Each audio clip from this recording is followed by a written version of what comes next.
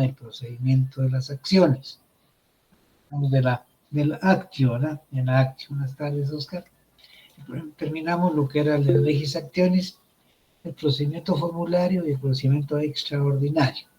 Ahí damos por concluido lo que es el estatuto procesal, que comprende los procedimientos y la organización judicial. Y de la organización judicial platicamos sobre la clasificación de las magistraturas y la clasificación de los jueces. Hoy iniciamos un nuevo tema, pero referido al estatuto personal. Regresamos en parte con las personas. Y el tema que nos acompaña hoy, o que iniciamos hoy, se llama la herencia y la familia. La herencia y la familia, pues son dos temas que están íntimamente relacionados, aun cuando también el tema de la herencia se relaciona con el tema de la propiedad, con el estatuto real. Pero vamos a platicar un poquito sobre propiamente de la familia antes de entrar a la sucesión o a la herencia, que es lo mismo, ¿no? Cuando hablamos de sucesión hereditaria o herencia o sucesión, es lo mismo, no se vayan a complicar. Pues primero que nada, los romanos, cuando se dirigía por el pater familias, que era el dueño, el amo y el señor de todo, y cuando él pues fallecía, daba lugar a lo que se llama la sucesión, o la sucesión, la herencia. Y eso para los romanos era la continuación del patrimonio familiar, es decir, seguía en vida la herencia o los bienes del pater familias. Pero ¿cómo surge la familia? Explicábamos en las primeras clases que Roma se originó a través de un pequeño grupo que convivían bajo una misma domus o una misma casa. Domus quiere decir casa. Ahí vivía ese grupito de la familia romana, conformado por ¿quiénes? Pues en primer lugar estaba el pater familias, que era quien dirigía los destinos de ese grupo.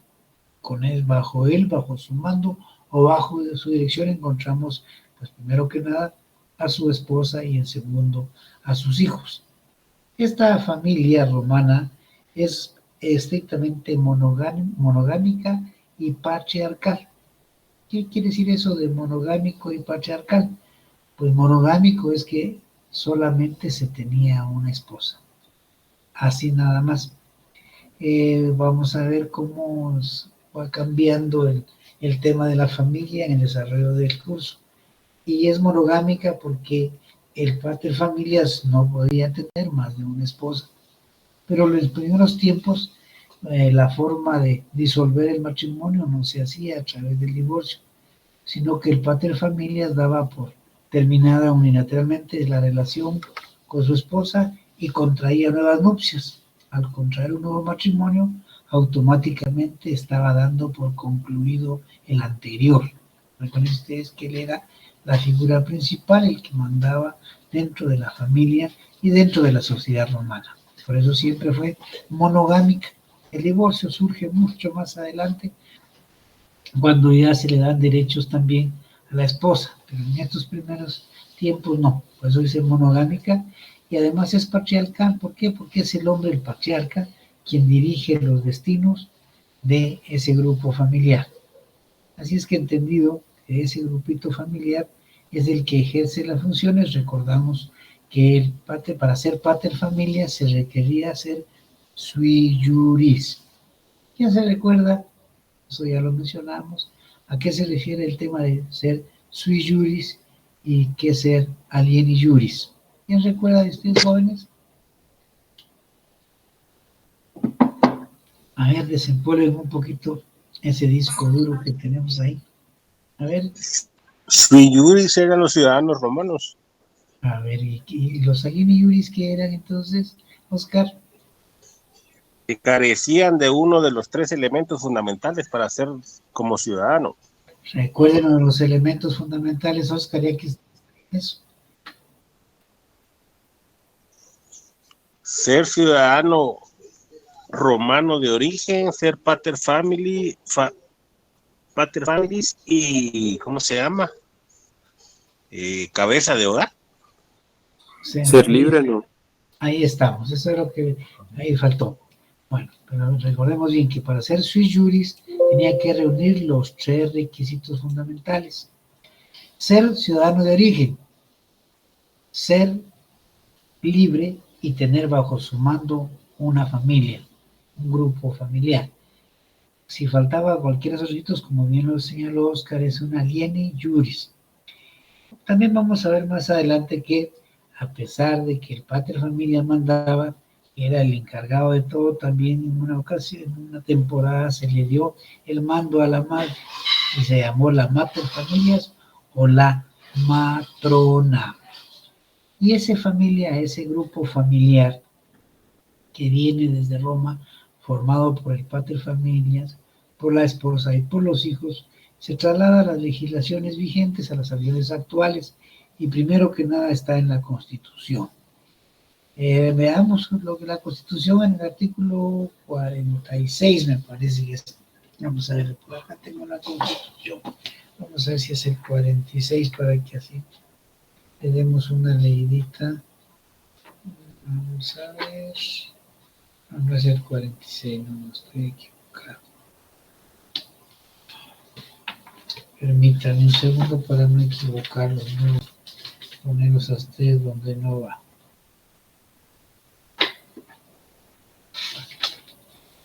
No es el 47, pero previo a leer el 47 quiero que leamos el artículo 1 de la Constitución. Por favor, ¿quién nos ayuda? Artículo 1. Sí, José Buenas tardes, Andrés. licenciado. Buenas tardes, Vanessa. A ver, Vanessa. El artículo 1 de la Constitución dice así: protección a la persona. El Estado de Guatemala se organiza para proteger a la persona y a la familia. Su fin supremo es la realización del bien común. Si llevaron la lectura, habla ahí de la familia. Recuérdense que la familia es la base fundamental del Estado. En el artículo 1 señala claramente entre las obligaciones de protección que tiene el Estado y dice que se organiza ¿para qué? Además de proteger a la persona, por ser nuestra constitución individualista o personalista, también habla de la familia. Entendía la familia como aquel vínculo que se da entre dos seres humanos de distinto sexo. En nuestro país se reconoce el matrimonio de un hombre y una mujer. Hasta ahora, ¿verdad? No sé qué va a pasar más adelante.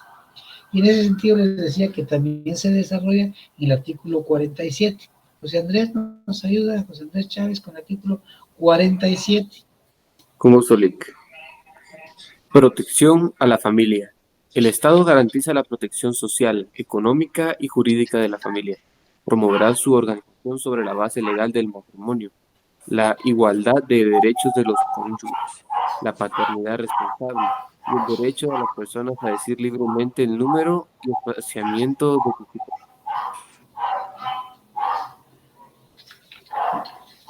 Ya no, José Andrés, ahí está. Gracias, José Andrés.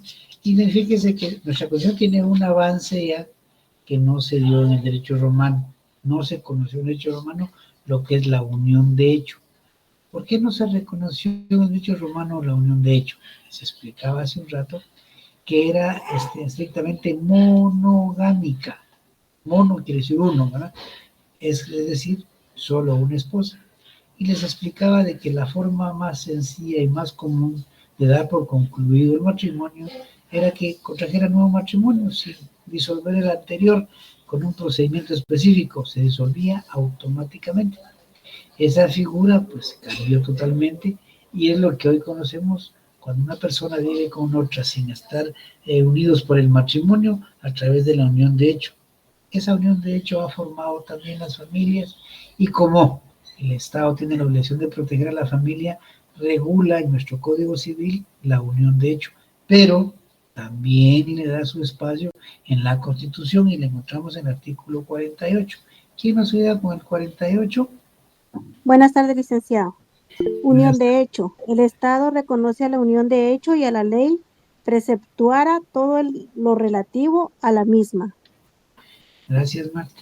Entonces ya sabemos que nuestro Estado se organiza para eso, ¿no? Se organiza para garantizar la protección familiar, y en el artículo 49 pues se refiere a las personas que tienen la facultad de autorizar el matrimonio. ¿Quién nos ayuda con el 49 para que después ya pasemos también a la... Sí, Selene. Artículo 49, matrimonio. El matrimonio podrá ser autorizado por los alcaldes, concejales, notarios en ejercicio y ministros de culto facultados para la autoridad administrativa correspondiente. Gracias, Selene. Eso es en relación a lo que se refiere nuestra Constitución. Recuérdense 3 figuras fundamentales que hemos visto aquí, que vimos lo que es la familia en su artículo 1 y en el artículo 47, lo que vimos de la unión de hecho en el artículo 48, que también forma familia, y lo ideal que es el vínculo matrimonial y a las personas que están autorizadas para hacerlo. En este tema de la familia nos regresa también, nos manda también al Código Civil, estableciéndose en qué consiste la familia, el matrimonio y cuál es la igualdad. Queremos hablar, veamos el artículo 78 del Código Civil, 78.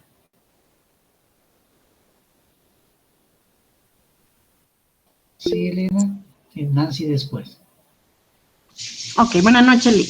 Artículo 78. El matrimonio, institución social. El matrimonio es una institución social por la que un hombre y una mujer se unen legalmente, con ánimo de permanencia y con el fin de vivir juntos, procrear, alimentar y educar a sus hijos y auxiliarse entre sí. Gracias, Elena. Ahí está la familia. ¿Sí? La familia habla de un hombre y una mujer y de la procreación. Sin una familia, sin un matrimonio, sin la procreación, pues las sociedades se van deteriorando, se van perdiendo, ¿verdad? Y en muchos países europeos ha pasado eso. Bien, lamentablemente se han vuelto países, como le llaman allá, de viejos, incluso en América del Sur, algunos países, porque ya no se da la procreación. No sé si ustedes han escuchado, por ejemplo, que incluso en Canadá invitan ahí sí que a extranjeros, especialmente centroamericanos, a que se vayan para allá, porque ya en cuanto a jóvenes, ¿no? Porque allá se han vuelto familias viejas, no sé qué sucede, que ya no quieren tener hijos por allá. Y eso lo vemos en cuanto también algo importante, mencionábamos que en el derecho romano era el pater familias el que disponía, el que decidía, el que manejaba lo que es la familia. En la actualidad pues ha cambiado eso, ¿verdad? Tanto el hombre como la mujer tienen igualdad de derechos, igualdad de obligaciones en lo que es la relación matrimonial. ¿Podemos leerlo, Nancy, en el artículo 79? 79, Nancy. Sí, buenas tardes, licenciado. Artículo 79. El matrimonio se funda en la igualdad de derechos y obligaciones en ambos cónyuges y en su celebración deben cumplirse todos los requisitos y llenarse las formalidades que exige este código para su validez. Gracias, Nancy. Y algo más regula los derechos de igualdad en cuanto a las, no solo en cuanto a derechos de obligaciones, sino también a la contribución en cuanto a la familia. Ya no solo es el pater familias, como era Roma, quien era el encargado total del vínculo, del núcleo familiar, sino ya acá es compartida. Leamos el 111, ¿quién nos ayuda? 111.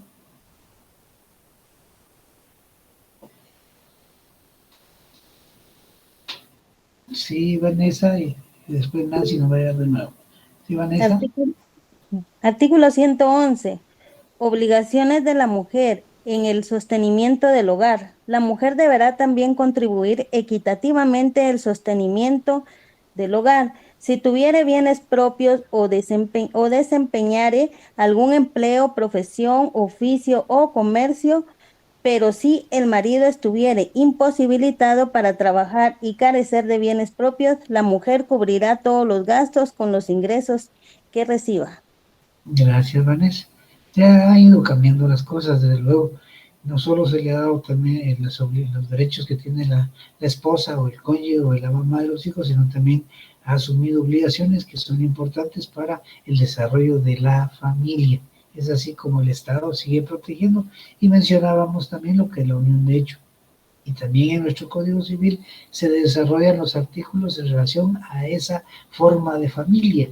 Es decir, la unión de hecho que leímos en el artículo 49, 48, 48, 49, 49, está regulado también en el Código Civil. Y para eso vamos a molestar a Nancy y a alguien más que se prepare con el 173 del Código Civil.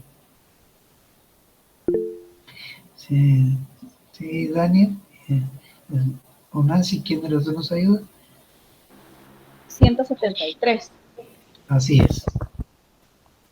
Artículo 173. Cuando procede declararla, la unión de hecho de un hombre y de una mujer con capacidad para contraer matrimonio puede ser declarada por ellos mismos ante el alcalde de su vecindad o un notario, para que produzca efectos legales, siempre que exista hogar y la vida en común se hayan mantenido constantemente por más de 3 años ante sus familiares y relaciones sociales, cumpliendo los fines de procrear, alimentación y educación de los hijos y de auxilio recíproco. Gracias, Nancy. ¿Y quién nos ofreció ayudarnos con el 174?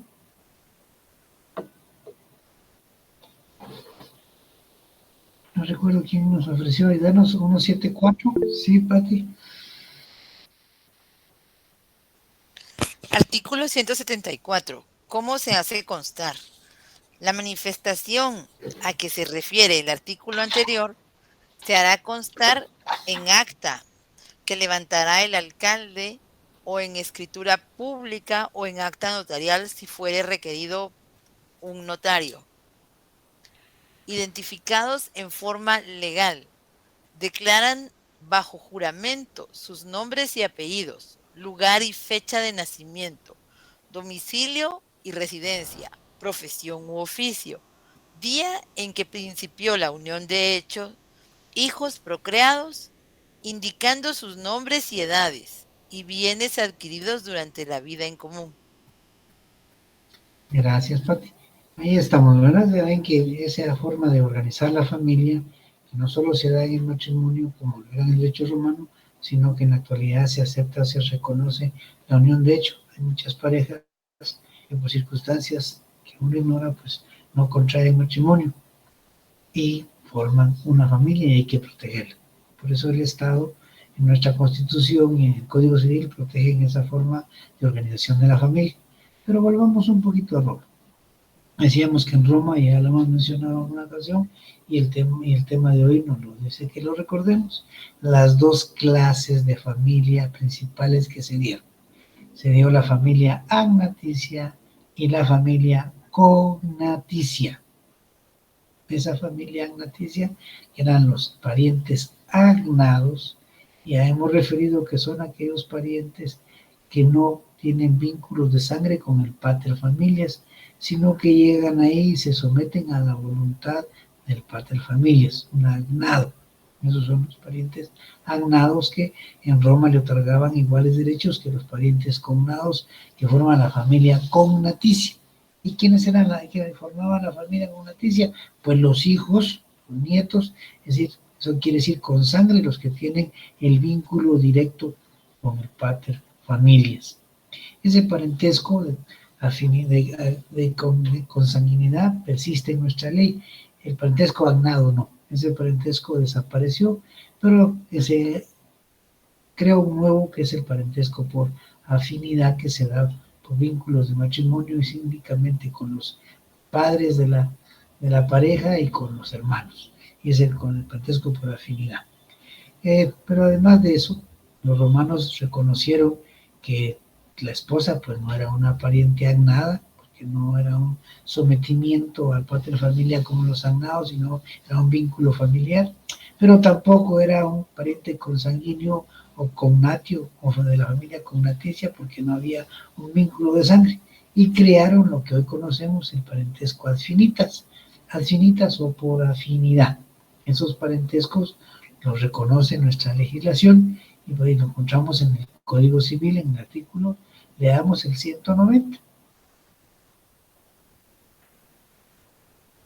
Sí, Damaris.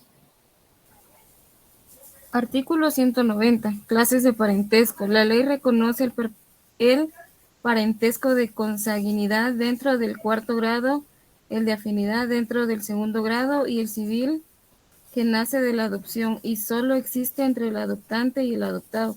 Los cónyuges son parientes, pero no forman grado. Gracias, Damaris, no se les olvide eso. Parentescos que tenemos en la actualidad, ¿verdad? ¿Sí, Melvin? Esto es con los cogniticios, ¿verdad, Lick? Sí, es cognaticio, sí, porque son con vínculos de sangre, pero hace dos observaciones claras ahí, porque habla del cuarto grado de consanguinidad, pero hay algo que habla... Solo los primeros 4, o sea, solo los primeros 4 grados son tomados para pertenecer a la familia nada más. Sí, está, miren, no, lo que pasa es que también reconoce nuestra legislación como parte de la familia el parentesco por afinidad, ¿verdad? Pero es un parentesco que se relaciona, como decía, cuando usted tiene, si usted es casado, por ejemplo, usted tiene ese parentesco con sus cuñados y con sus suegros, el parentesco por afinidad. Pero hay algo importante que reconoce nuestra legislación, un parentesco que viene, que en Roma no lo tomaron como un parentesco, sino como un sometimiento al pater familias, que es la adopción. La adopción pues es una institución muy noble para ayudar a aquel hijo o niño incapacitado, abandonado, que no puede valerse por sí mismo o que no tiene protección de familia, no tiene pater familias, o teniéndolo no tienen las condiciones para darle ahí sí que una verdadera relación familiar. Ese es otro parentesco que en Roma no se reconoció como tal, pero nuestro Código Civil sí hace esa salvedad en el sentido de que solo se da entre el adoptante y el adoptado, nada más en la relación de parentesco, y en relación al parentesco que se da entre los esposos, que dice que no forman grado, no hay primer grado, no hay segundo grado, no hay ningún grado, como lo hay en los parentescos por consanguinidad y por afinidad. En el caso del matrimonio no lo hay, pero sí son parientes, no forman grado, no se les olvide eso. Y esas mismas clases de parentesco se desarrollan, ¿sí, Melanie? Licenciado, y en esos casos en donde se han casado primos, ¿cómo se tomaría ahí? Perdón, no le escuché. En casos donde se han casado primos. Fíjese, Melanie, que eso es prohibido.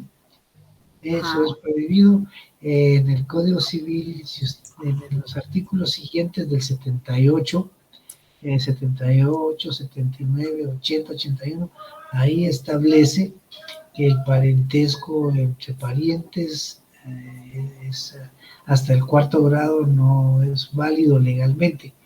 Sí ha sucedido porque yo me he enterado en unos casos, pero lo que pasa es que como nadie lo denuncia, pero ellos realmente no pudo haber contraído, no tenían la capacidad para ser cónyuges. Y lo han hecho, porque yo sé que lo han hecho, ¿verdad? He conocido algunos casos y es un problema, porque pues la ley lo prohíbe que usted se contraiga matrimonio con alguien de su misma familia, y para eso establece claramente el cuarto grado. Ya fuera del cuarto grado, como aquello que dice, mire, es mi primo en segundo grado, eso ya no existe, ¿verdad? Ahí ya no hay ningún problema de matrimonio. Lamentablemente no tenemos conocimiento así pleno, más que todo las personas que no estudian derecho de los parentescos, no hay. Sí, eso bien lo menciona Oscar, es cierto, eso se da, se casan, incluso hay familias aquí mismo en la ciudad que se casan entre ellos, ¿no? Y a veces son familias de abolengo, ¿verdad? Porque no permiten que nadie fuera entre a ese núcleo por cuestiones de tipo económico especialmente, y se dan, pero legalmente, también por conveniencia también, Oscar, pero legalmente no es permitido. Por eso la ley establece los grados de parentesco que son hasta el cuarto grado. ¿Cómo hacemos para ver nuestro grado? Pues bueno, ¿quién es nuestro ascendiente común? Pues veremos que primero está nuestro papá o nuestra mamá. Si queremos ver de nuestro parentesco en línea recta, ¿quiénes son? ¿Hasta dónde es nuestro parentesco? Pues mire, primero mi papá hacia mí es en primer grado. En segundo grado mi hijo, en tercer grado mi nieto, en el cuarto mi nieto, y los hijos de mi nieto ya no son nada mío. Pero si lo vemos en la colateral, En primer lugar están el papá siempre, al lado están los hermanos en primer grado, abajo de los hermanos están los hijos de los hermanos en segundo grado, y ahí a tercer grado y hasta el cuarto, y ahí se termina. Y uno tiene que ir viendo hasta dónde llego yo, si soy pariente de un primo segundo, y si hacemos el dibujito, ya no lo es, porque solo se permiten cuatro grados máximo. El quinto ya no es pariente. Y sí, se casan. Y lo que pasa es que en los pueblos todo el mundo es pariente. En los pueblos todo el mundo es hijo de fulano, pero fulano es sobrino de no sé quién, primo de no sé quién, o nieto de no sé quién, y resultan haciendo un embrollo que ni ellos mismos lo entienden. Pero aparte de eso, sí comete esa ilegalidad de contraer matrimonio no estando habilitados legalmente. Pues eso pasado también aquí y en todos lados pasa. Y volviendo a Roma, pues ahí ellos vieron ese problema y establecieron hasta el cuarto grado. Los romanos, algunos hablan que por cuestiones médicas, y que se preserva aún hoy, que los hijos que son de la misma familia, pues tienen problemas de salud, tienen problemas de taras, o lo que llaman de retrasos, problemas. Han dicho eso, pues hasta dónde sea cierto, habrá que verificarlo. ¿Sí, José Andrés? Licenciado, ¿usted me podría recordar el artículo que vimos sobre esta parte? Del parentesco, estamos en el 190, todavía vamos a ver un poquito más. Ahora, de lo que es la prohibición de las prohibiciones del matrimonio, lo encontramos del 78, 79, 80, 81, por ahí, José Andrés. Eso sería la Constitución. No, Código Civil. Ah, ok. Muchas gracias. Ahora el parentesco que estamos viendo está en el 190 y es el que nos ayudaron, pero leamos también el 191 y el 192 para entender mejor el parentesco. Sí, Dani, ayúdenos, por favor. No, licenciado, con una consulta. Entonces, en los romanos solo se reconocía los dos, la anatasia y la conatasia. Así es. Anaticia o cognaticia, que es agnados, son los parientes agnados que no son parientes de sangre. Había gente que ya les explicamos que llegaba a Roma de otros lugares, venía pues en distinta calidad, tal vez venían de comerciantes o venían buscando, como sucede hoy, que los que van de aquí a los Estados Unidos con el sueño americano, pues en aquel tiempo Roma era la potencia, así que tal vez iban con el sueño romano, ¿verdad?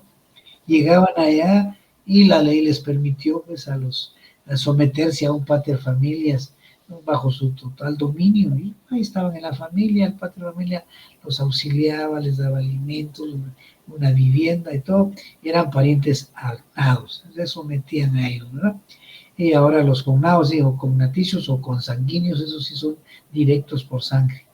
Ok, gracias. ¿Qué artículo me había indicado? Miren, lo que estamos viendo del parentesco es el 190.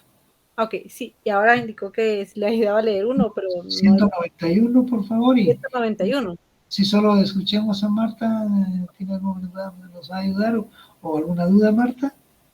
No, le voy a ayudar. El artículo 191. Ayuda con el 192 y que Dania termine con el 191. Está bien, dice sí. Artículo 191, consanguinidad. Parentesco de consanguinidad es el que existe entre personas que descienden de un mismo progenitor. Gracias, Dani. Ahora sí, Marta, ayúdenos ustedes. Artículo 192, afinidad. Parentesco, afinidad, es el vínculo que une un cónyuge con el otro y sus respectivos parientes consanguíneos. Gracias, Marta. Ahí estamos parentesco, ¿verdad? Pero no olviden que ya nuestro código reconoce el parentesco que se da por virtud de la adopción, pero solo se da entre adoptante y adoptado. Ahora bien, consecuencia de eso es que miramos quiénes son los que tienen derecho a heredar. En el derecho romano heredan todos. O sea, no había una diferencia entre lo que es el pariente consanguíneo y el pariente agnaticio. O sea, ellos eran como que fueran hijos del pater familias y ellos heredaban en el caso de que el pater familia no dispusiera de sus bienes a través de un testamento.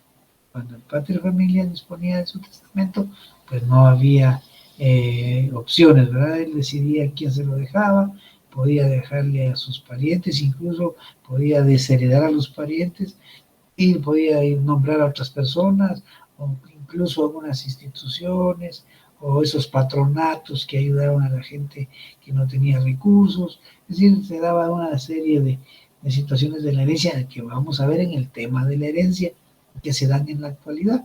Hay personas que no tienen familia y sus bienes, pues pensando en que un día tienen que irse de este mundo, como es el camino de todos, pues dejan sus bienes en ayuda de ligas, por ejemplo, beneficia con la Liga del Corazón, con la Liga de la Tuberculosis, o también a los patronatos que se dan en cuanto a lo de la mendicidad, o patronatos para personas mayores que no tienen quien los apoye.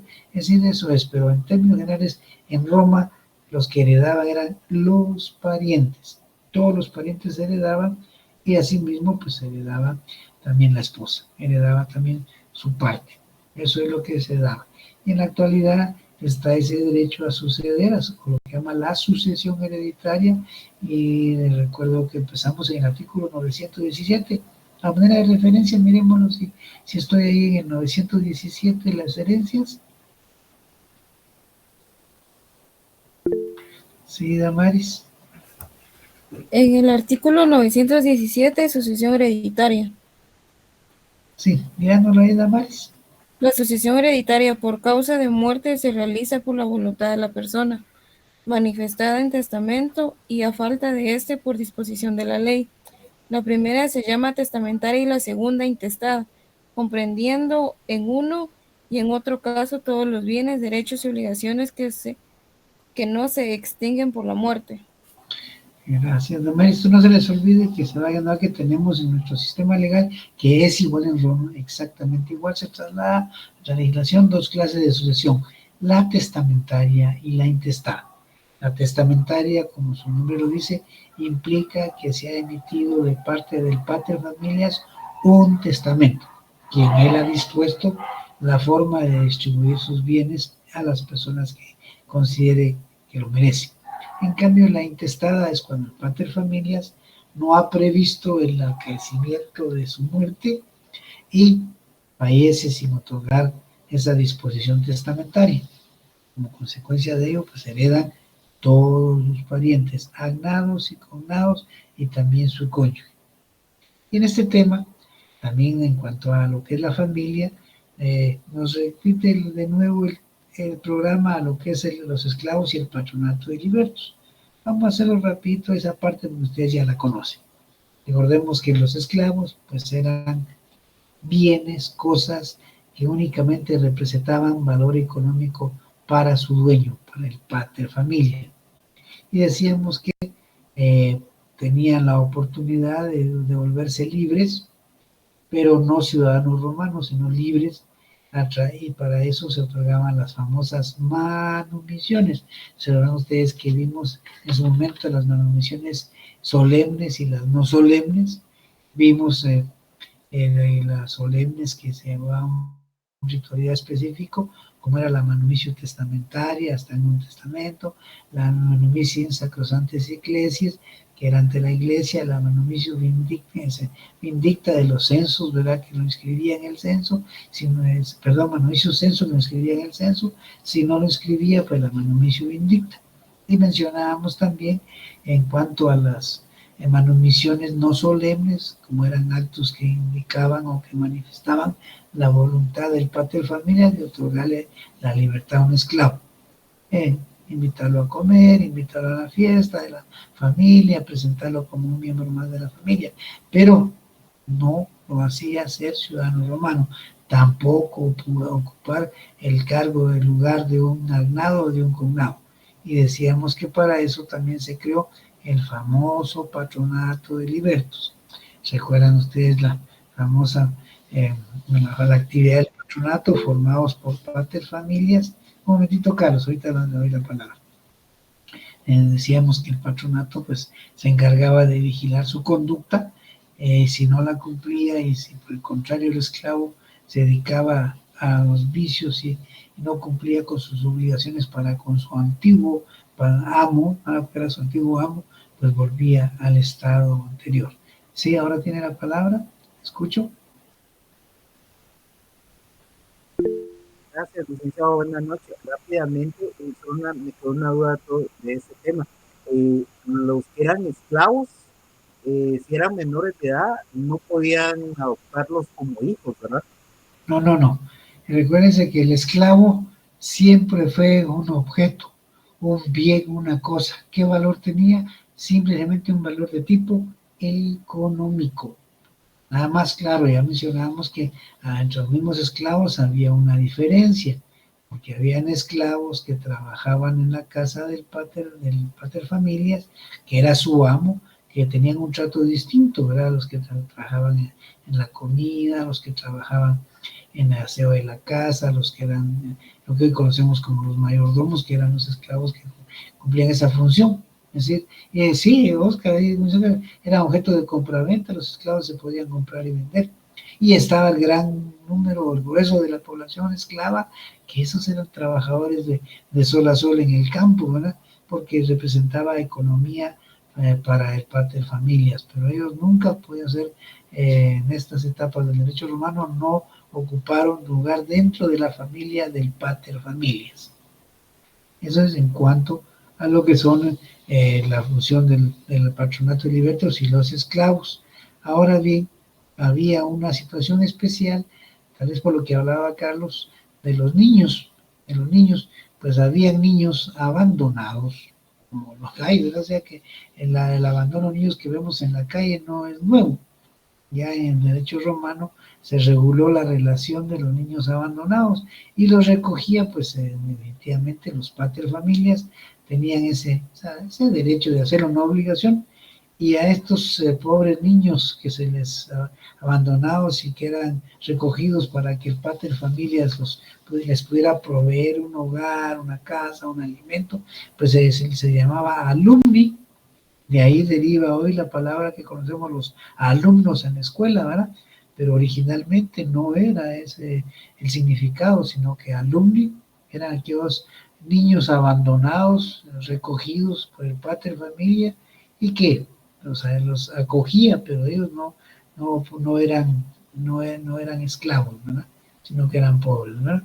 Y así, ahora bien, si estos niños cometían delitos, pues tenían problemas, no solo tenían que devolverlo hurtado, sino que el pater de familias podía expulsarlos y caer en esclavitud, porque una de las penas que señalaba para delitos de esa naturaleza era caer en esclavitud. La pena era esa. Por eso los alumnos pues, se sentían agradecidos, que tenían un hogar donde vivir, una familia, un techo, una comida, pero hay quienes, como sucede en la actualidad, también hay quienes fuera de los hijos son malagradecidos y aún los mismos hijos algunas veces, ¿verdad? Entonces, cuando son malagradecidos y no son los hijos, pues uno les dice, bueno, hasta aquí, ¿verdad? No tenemos más. Eran los famosos alumni, que hoy se explica por el término de alumnos. En aquel tiempo no desarrollado los que estudiaban clases, recibían clases. Eso quizá para aclarar un poquito a Carlos en cuanto a los abandonados y recogidos, pero no en cuanto a hijos de esclavos. Y ya mencionamos pues las formas de otorgar la libertad, que las mencionamos en su momento. Pero además de eso, hay un tema importante que genera la misma familia, que es la patria potestad.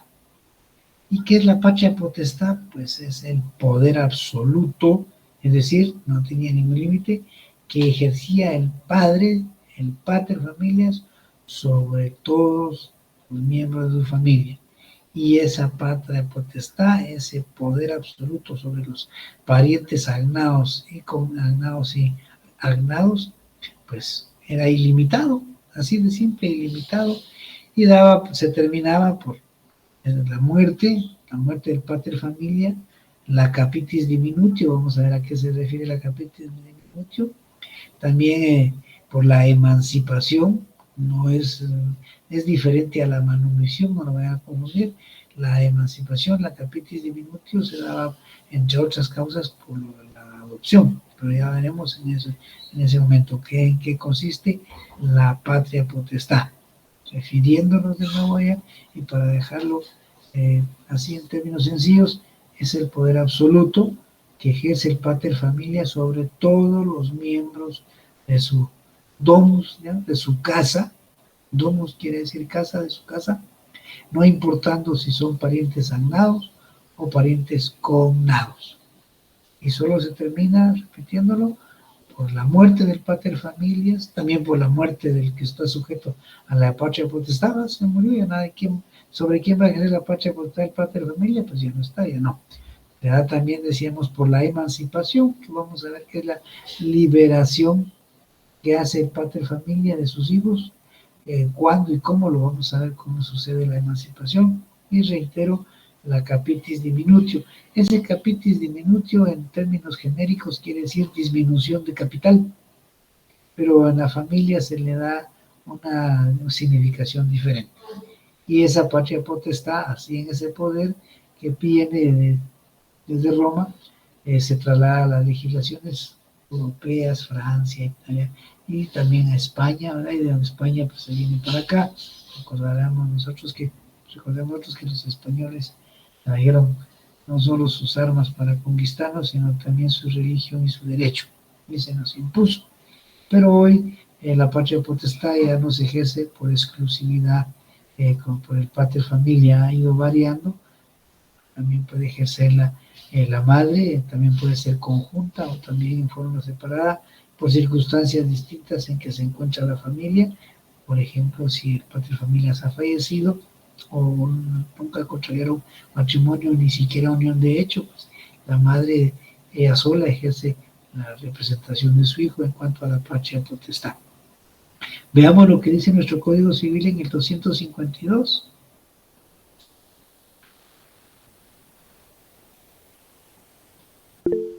¿Sí, Mónica?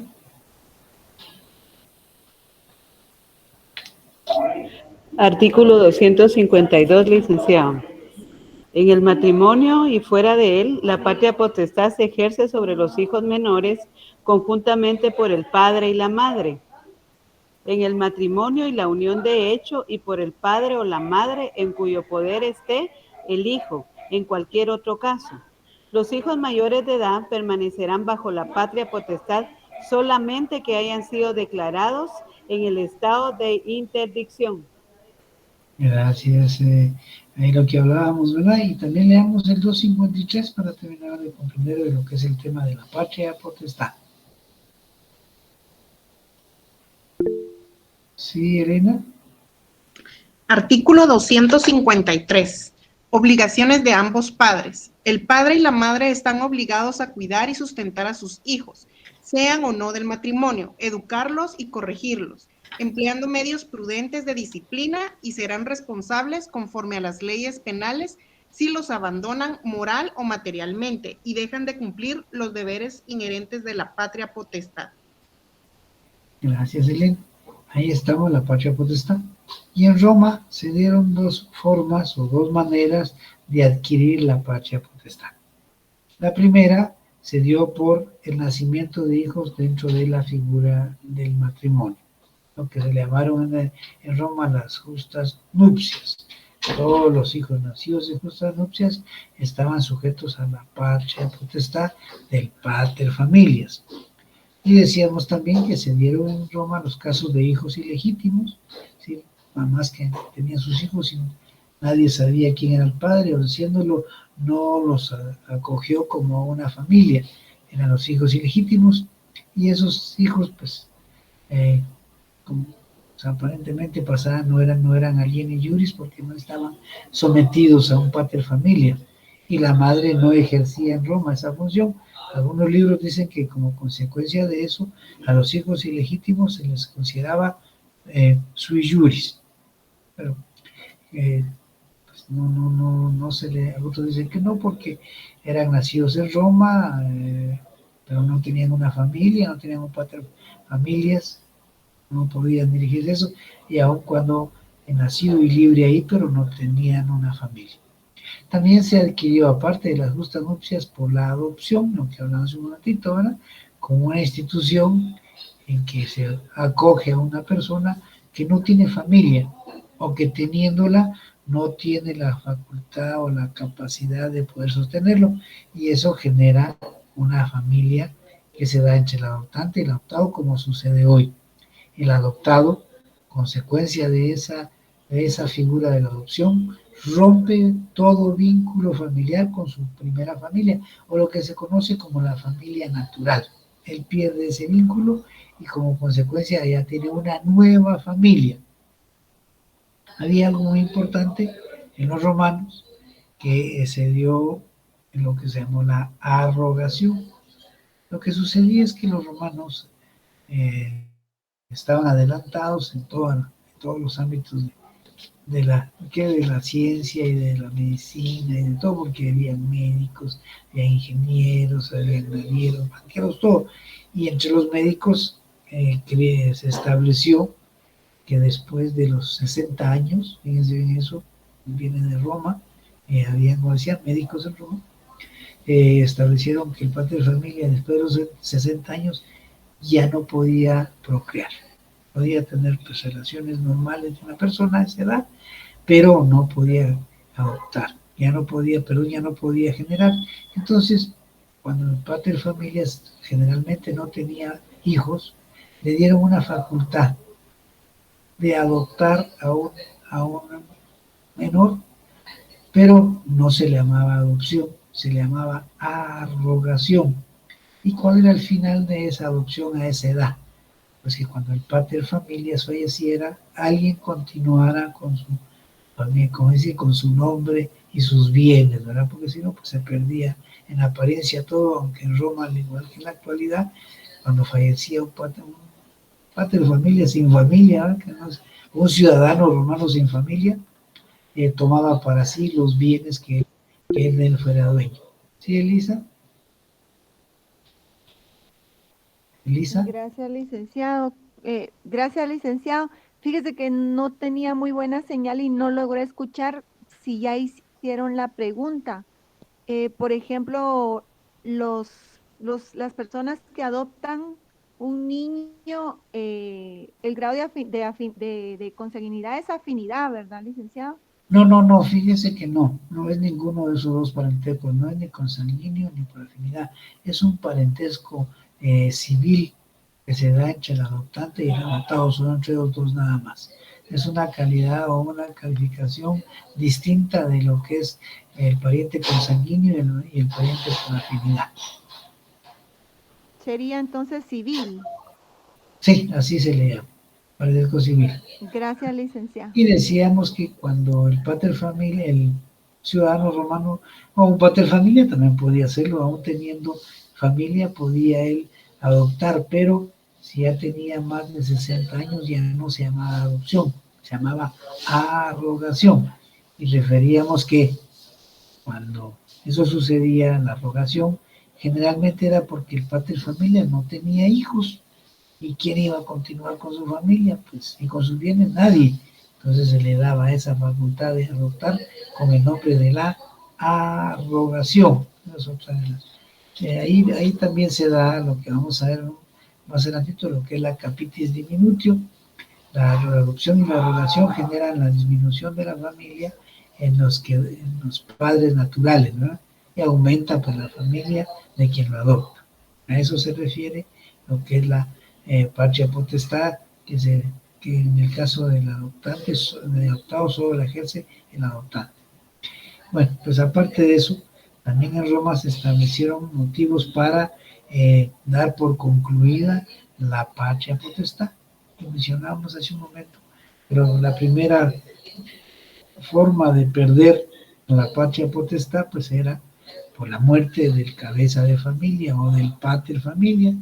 Al momento en que el pater familia fallecía, todos aquellos sometidos a él, sus hijos, sus nietos, sus nueras, quedaban en calidad de sobrevivientes, y siendo sobrevivientes, pues algunos pasaban a ser sui juris, ya vamos a ver por qué no todos pasaban a ser sui juris, pero en regla general es que pasaban a ser sui juris, adquirían por herencia bienes, podían formar su propia familia, eran ciudadanos romanos y eran libres. La primera causa o forma de extinguir la patria potestad, repetimos, es a través de la muerte del pater familias. También, lo mencionamos hace un rato, la otra forma en que se extingue la patria potestad es porque fallezca el que está sometido a la patria potestad. Un hijo, un nieto, un pariente nado, un adoptado, si muere, pues ahí terminó, ya no hay quien ejerza la patria potestad. Hablábamos también de la capitis diminutio, ¿verdad? La capitis diminutio pues se da cuando los descendientes se van de eso, de la patria potestad, pero se da más que todo cuando los hijos iban a servir al sacerdocio. Recuerden ustedes que el jus sacrum, entre los derechos preferentes de la clase patricia, solo ellos podían ser miembros del sacerdocio. Cuando el hijo se iba, a prestar servicios al sacerdocio, pues ahí se terminaba la patria potestad. Ya él pasaba a formar un círculo muy selecto, muy exclusivo del jus sacrum, y aunque los sacerdotes en aquel tiempo pues formaban sus propias familias, en la actualidad, en el lado de los católicos no, pues en otras religiones sí se les permite tener su propia familia. También se daba por la arrogación que mencionábamos un ratito, ¿verdad? El pater familia mayor de 60 años adopta por arrogación, ¿verdad? Y también por la adopción en términos generales. Pero también se daba por la emancipación, la emancipatio. ¿Qué consistía la emancipatio? Pues es la liberación que hace el pater familias de su hijo. En Roma no existía la mayoría de edad como la conocemos hoy, 18 años en nuestro caso, en otros países 20 y hasta 22, pero en Roma no. Ahí no hubo, algunos libros mencionan que era los 25, la mayoría de autores dicen que no, que la única forma de liberarse era por la emancipación del pater familias estando él vivo. Ahora, si el pater familias fallecía, era de derecho automático que él pasaba a ser libre. ¿Y cuál era el procedimiento de la emancipación? En las leyes romanas señalan los estudiosos de ese derecho que permitía al pater familia vender a su hijo. Decía que lo permitía venderlo y también le daba la opción de volverlo a comprar. Y mencionan que era necesaria una triple venta, o sea, venderlo tres veces, va a ir a recuperarlo. Ya que lo había recuperado la última vez, pues el comprador, que le llamaron el emptor, que era el padre, pues en ese momento él quedaba libre y podía formar su propia familia. Es la emancipación. Es decir, pasaba a ser un sujeto de pleno derecho, es decir, un sui juris, podía tener su patrimonio, el pater familias le otorgaba bienes, le daba, al emanciparlo, le otorgaba bienes, podía contraer matrimonio, podía tener sus hijos, entonces quedaba como sui juris, también la hija mujer, también podía emanciparse, ¿verdad? Si el pater familias le daba esa facultad de hacerlo, y podía adquirir también bienes a través de que su padre le diera, o vamos a otras formas más adelante, de cómo adquirían bienes los hijos. Y ahí nuestro código pues habla, primero que nada, en la actualidad, que la patria potestad puede suspenderse o puede también perderse. Veamos qué dice el artículo 269.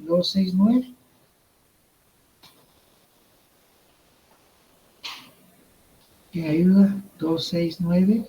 Sí, Vanessa, y Mónica después con el 273. Artículo 269. Separación de la patria potestad. Si el que ejerce la patria potestad disipa los bienes de los hijos o por su mala administración se disminuye o desprecian, será separado de ella a solicitud de los ascendientes del menor, sus parientes colaterales dentro del cuarto grado de consanguinidad o del Ministerio Público. Gracias, Vanessa. Veamos, Mónica nos va a ayudar también el 273. 273, licenciado, la patria potestad se suspende por ausencia del que ejerce, declara judicialmente, por interdicción, declara de la misma forma, por ebriedad, consuetudinariamente, por tener el hábito del juego o por el uso indebido constante de drogas y estupefacientes. Pues yo creo que es razonable, ¿verdad?, que suspendan a alguien que ejerce la patria potestad y que se dedique al consumo de drogas, de alcohol o actividades de esa naturaleza. Creo que es lo más sano y sensato. Y por último, el artículo 274 nos habla de la pérdida de la patria potestad. No se les olvide, la patria potestad es el poder absoluto que ejerce el padre de familia sobre todos los miembros de su domus, todos los miembros de su familia, agnados con agnados adoptivos, es decir, es un poder total, arrogados con ese, también se llamaba. Y leamos de último el 274, que es la pérdida de la patria potestad. ¿Sí, Marta?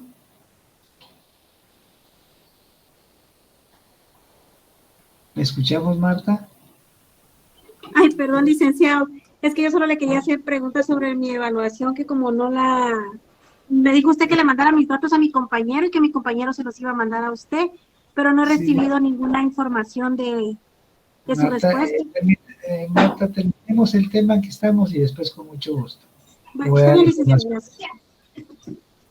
A ver, ¿quién nos ayuda entonces con el 274? Mónica. Yo, licenciado, A ver, pérdida.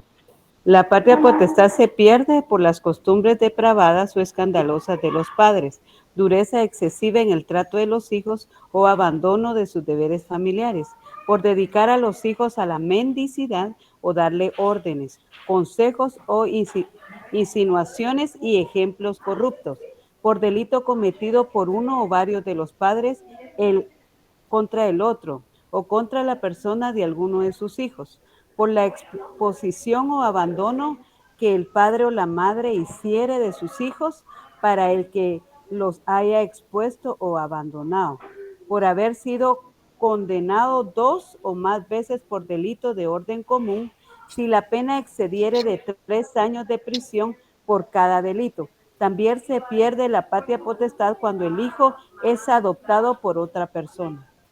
Bien, muchas gracias, Mónica. Ahí está una de las causas que también hemos mencionado desde el derecho romano. Ya el padre de familias pues, puede ser suspendido o separado o aún declarársela por pérdida de la patria potestad. Sí, José Andrés. Disculpe, licenciado, ¿el carácter de la pérdida de la patria potestad es permanente? Ahí, vamos a verlo ahí en otros artículos más adelante, José Andrés, en qué caso se puede recuperar la patria potestad. Ok, muchas gracias. Porque ya estamos en el límite de la hora y solo va una información general. En cuanto a lo José Andrés me pasó el nombre de algunos compañeros, que son 3 o 4 me parece, de los que no figuran, que no se presentaron al examen. Estoy pendiente de que me pase la otra sección para hacer la revisión y en el transcurso de mañana lo reviso, o más tarde el miércoles ya les a los que estén ahí, pues ya les subiré su nota de nuevo, no de nuevo, sino se la subiré y lo mandaré a la cartera virtual. Hay un par de compañeros que me hablaron y no sé qué pasa con ellos, pero no aparecen, no sé si cometieron el error tal vez de contestarlo y no mandarlo, porque no aparece. O sea, ellos, inclusive uno de ellos me tomó las fotos y me mandó las fotos del examen, pero no aparece en el listado. Pero como digo, ellos me hablaron aparte, ahora los que me mandó José Andrés, y estoy esperando los de la otra sección para revisarlos primero Dios y darles margen hasta mañana y revisarlos si me da tiempo mañana mismo o más tarde el miércoles. Les corrijo a los que se les pueda corregir y a los que no, pues explicarles la razón por la que no. ¿Estamos ahí? Bien, jóvenes, entonces ya van a ser las 8. Gracias, licenciado. Para Marta, para todos buenas noches, provecho, y hoy tenemos clases hasta el otro lunes, ¿verdad? Hasta el 18, porque el viernes tenemos la celebración de la independencia, ¿verdad? Es que mientras nos vemos, cuídense y siempre preparándose para que salgan bien en sus